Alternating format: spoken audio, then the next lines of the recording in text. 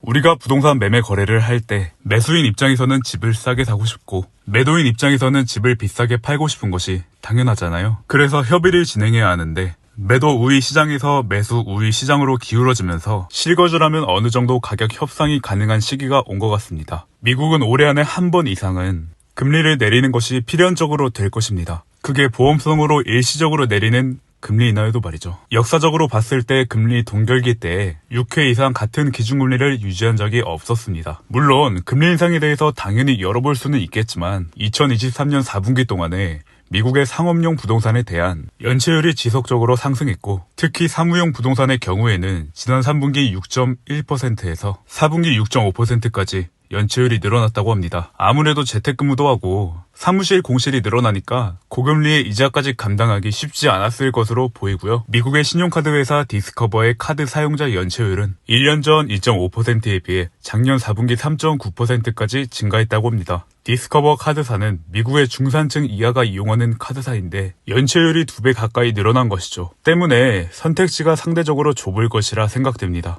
미국은 자국이 경기 침체가 오는 것을 바라지 않으니까요. 그리고 지난 영상에서 잠깐 소개했었는데 2월 26일부터 기존 DSR에 가상금리를 더해 테스트하는 스트레스 DSR 제도가 도입됩니다. 기존 대출금리에 가상금리를 더해 계산하여 미래의 금리가 상승해도 원리금 상환에 무리가 없는지 테스트하고 가상금리가 적용된 금리로 DSR을 산정하여 대출 한도를 줄이는 제도입니다. 따라서 3단계까지 모두 적용되었을 때 무리한 대출이 불가능해지고 채무자의 원리금 상환 능력에 따라서 한도가 정해지는 것이기 때문에 건전성도 강화되는 효과가 있습니다.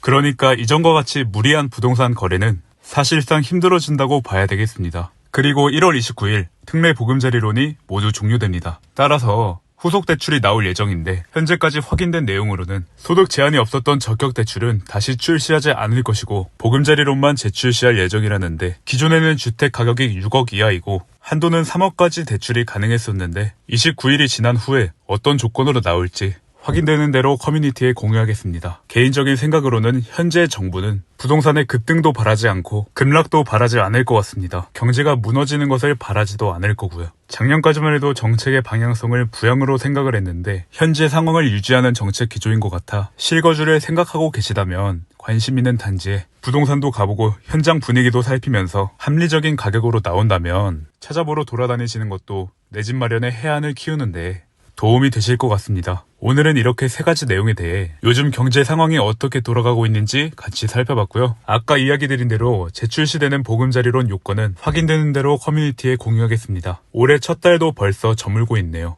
다가오는 한 주도 기분 좋은 한 주 되시고 저는 다음에 다시 뵙겠습니다. 도움이 되셨다면 구독과 좋아요 한 번씩만 부탁드릴게요.